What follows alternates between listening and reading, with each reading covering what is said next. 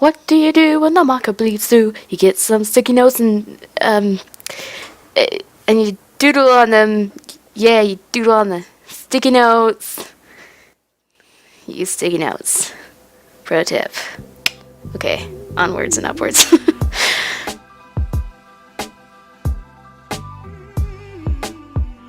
So, I've recently gotten into an art channel called Doodle, which features two dorky British artists who draw and joke on camera for about 15 minutes. Videos are pretty laid back and good for a pick-me-up when you're feeling down. The casual manner makes it feel like they're just having fun drawing together and not a YouTube channel set up for your entertainment.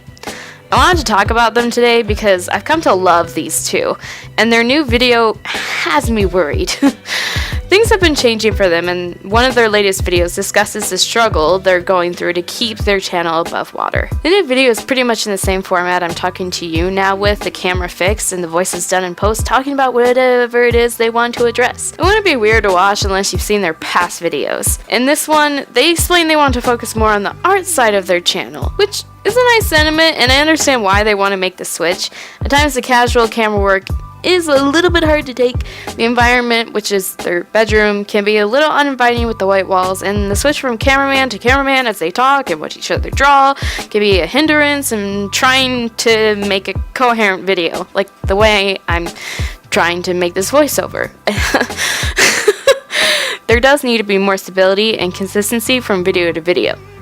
However, no matter how amateur the setup of their video can be, it really is the charm of their channel. Like I said, what is appealing most about Doodle is the feeling that they are there to be together and have a good time. The art is really just a bonus. As someone starting to post art videos, I am more than aware of the oversaturation of the genre on YouTube. It is pretty fantastic as a community, but can also bring with it a heavy set of competition. Making an art channel doesn't mean the art is what makes your channel great. It's a special quality you have that others don't. What separates Doodle from the competition is the fact they are a couple with quirky personalities and a cute sense of humor. If you shift the focus away from the genuine and sweet interaction, it just becomes another channel. Another way of looking at it is to go to the gaming side of YouTube.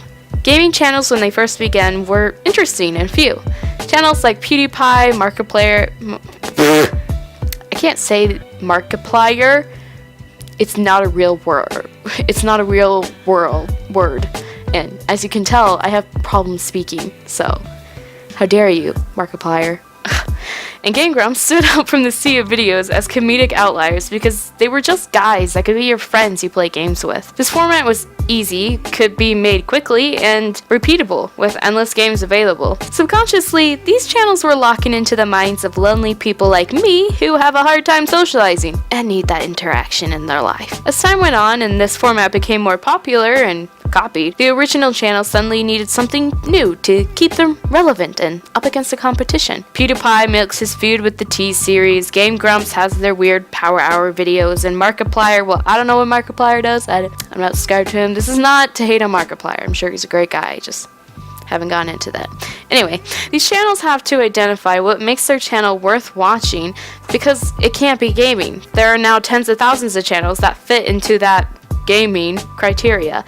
It is a genre of internet videos, and when you've entered a genre, you have to bring something that isn't there already. Your presence has to be felt, and if gone, missed. If you watch YouTube vlogs closely, you will notice there is a beat-to-beat way they're done. Every vlog channel has done the same challenges, pranks, and has the weird dubstep music. And as we watch these videos, I want you to ask yourself, what makes this vlog different from the one I watched on the other channel? Why does this person have more views than the guy I was watching earlier? What are they bringing to the table that is different? As far as I am aware, which you shouldn't take my word for law because I'm a newbie, there isn't another art channel that has the premise of a date between two nerdy adults that doodle and give their stuffed animals personalities. If you have that information, let me know because I haven't found it. That formula is good for YouTube because it is repeatable with slight variations for every video that can go unnoticed by the audience and still keep it fresh. It's an easy way of getting things done. For many of their subscribers, it's an excellent stress reducer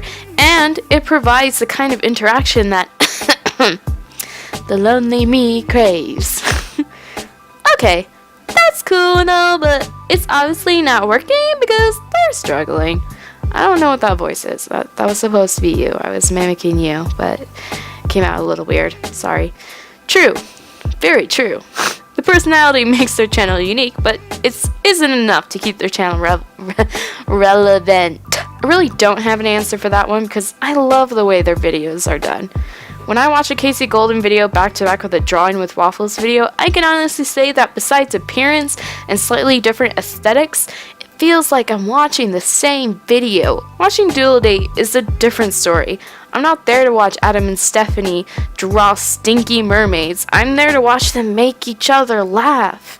This isn't to say I dislike their art styles or the way they make art. It's just that I don't have to go very far to watch someone draw a slightly cartoony version of anything on the internet. So how do they keep their voice and style and build their channel at the same time? Well, with a little tweaking, it can be done. Direction and focus should be their first stop. Many of their videos go with the flow, whatever happens, happens kind of attitude, which can't meet the standards of modern successful channels. It's going to get boring. People are gonna get tired of it. There needs to be a clear goal that can be achieved by the end of the video. The anti-coloring book series they did is a perfect example of direction.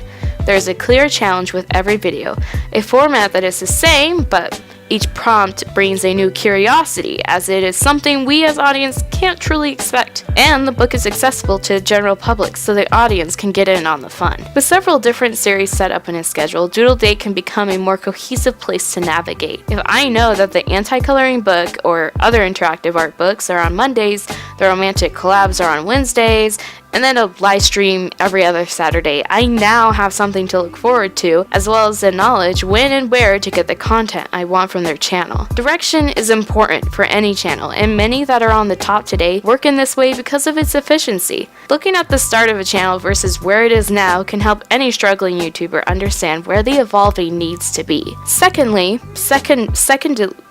Number two, setup needs to be rearranged. Get a face cam in there. Make the room you film in more inviting and set the mood for the way you want your audience to feel. For lack of a better term, find your brand and stick with it. What kind of audience do you want to appeal to? Are you after the adults that are still watching the cartoons but turning the characters written for children into complicated and traumatic stories to flush out their own personal issues onto, because what else are you going to do when nobody in real life will talk to you? Whoa, this is becoming a little too much. I need a 1, 2, 3, 4. Remember your breathing. Okay.